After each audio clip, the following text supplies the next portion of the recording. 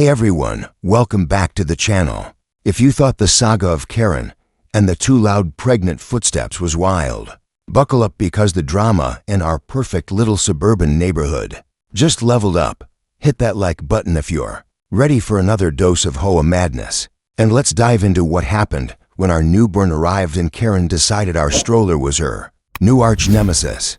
Don't forget to subscribe and ring that bell for more real-life neighborhood chaos. So, a quick recap for the new folks. Last month, my wife Sarah, who was 8 months pregnant at the time, and I were just taking a peaceful walk when our neighbor, Karen called 911 because Sarah's footsteps were apparently shaking her house. Spoiler alert, they weren't. The police showed up, rolled their eyes, and told Karen to take it up with the HOA instead of wasting their time. The neighborhood Facebook group blew up. The HOA sent us an apology letter confirming that walking while pregnant isn't a crime, and we thought that was the end of it. Oh, how wrong we were. Fast forward a few weeks, and our little bundle of joy Emma arrived. She's adorable. She's perfect, and she loves her stroller rides. The doctor recommended Sarah keep moving post-delivery to help with recovery. So we started taking Emma out for short strolls around the block. You know, normal new parent stuff, fresh air, a little exercise, and a chance for Emma to nap while we enjoy the sunshine. Our neighborhood's still that picturesque, magazine cover kind of place, manicured lawns, chirping birds, the whole vibe, except for Karen's house, which still looks like a Halloween store exploded on her lawn. So, one sunny afternoon, we're pushing Emma's stroller down the sidewalk, minding our own business. The stroller's wheels are whisper quiet. Seriously. We splurged on the fancy one with shock absorbers because we're those parents now. Sarah's feeling good, Emma's snoozing, and I'm just happy to be out of the house. We're about to pass Karen's place when, surprise, surprise, her blinds twitch. I swear, this woman has a sixth sense for spotting us living our lives. I nudge Sarah and whisper, "Here we go again." She rolls her eyes, but we keep strolling, expecting maybe a glare or a passive-aggressive huff. Nope. Karen doesn't do subtle. Her front door flies open, and there she is, hands on hips, looking like she's about to declare war. "Excuse me," she shouts, her voice piercing the calm like a foghorn. "That stroller is a hazard. You're going too fast, and it's a danger to the neighborhood." I stop dead in my tracks, wondering if I misheard her. A hazard? We're literally going at a snail's pace. Sarah's still recovering, and Emma's asleep. The stroller's moving slower than a toddler chasing a butterfly.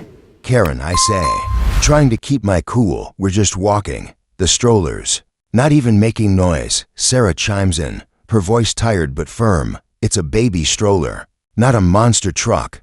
But Karen's not having it. Her face is turning that familiar shade of self-righteous red. "It's reckless," she snaps. "You're speeding down the sidewalk, and my kids play out here. What if you hit someone?" I glance around. The sidewalk's empty. Her kids are nowhere in sight. The only thing we're at risk of hitting is maybe a stray leaf dot at this point. I'm half expecting her to pull out her phone and call 911 again. But instead, she storms over to her mailbox, grabs a measuring tape, and starts pacing out the distance between her property line and the sidewalk. "You're too close to my yard," she declares, waving the tape like it's a court order. "The whole rules say you can't operate heavy machinery near private property." Sarah looks at me, her jaw practically on the ground. "Heavy machinery?" she whispers. "Is she calling our stroller a bulldozer?" I'm about to respond when Karen pulls out her trump card. "I've already filed a complaint with the HOA," she says smugly, "and I'm putting up a sign to warn people about your reckless behavior."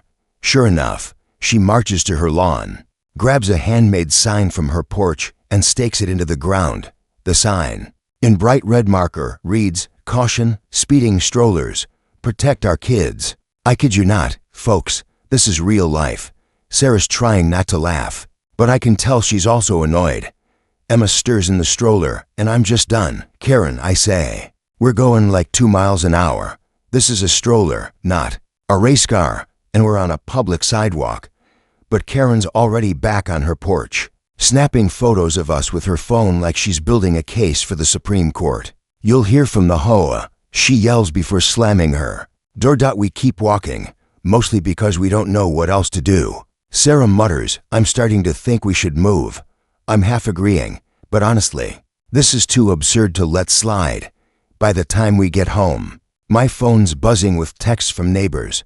Apparently, Karen's back on the neighborhood Facebook group, posting blurry photos of our stroller with captions like, "Irresponsible parents endangering our streets." The comments are gold, though. One neighbor writes, "Karen, is this a joke? It's a baby stroller." Another says, "What's next? A noise complaint for breathing too loud." The next day, we get a knock on the door. It's Margaret, our sweet 80-year-old neighbor who's basically the unofficial mayor of the block. She's holding a plate of her famous cookies and shaking her head. "I saw Karen's sign," she says. "I've lived here 42 years, and I've never seen someone so determined to make enemies over nothing." "Don't worry, dear," she tells Sarah. "The HOA's already talking about this nonsense." Sure enough, by that afternoon, the HOA president emails everyone, clarifying that strollers are not heavy machinery and that Karen's sign violates the neighborhood's signage rules. The sign's gone by evening, and Karen's blinds stay shut for the rest of the week. But the real kicker, a few days later, we're out strolling again, same route, same slow pace when we see a new sign in Margaret's yard. It's small, tasteful, and reads, "Welcome, stroller families. Keep calm and walk on." Sarah laughs so hard she has to stop and catch her breath. I snap a photo and post it to the neighborhood group with the caption, "Thanks for the love, Margaret." The likes pour in, and someone even comments, "Karen's probably writing a 911 script for excessive community support right now." So, here we are, still walking, still rolling our stroller, and still dodging Karen's HOA power trips. If this made you chuckle, shake your head, or just feel secondhand embarrassment for Karen, smash that like button. Drop a comment below. Is Karen out of line?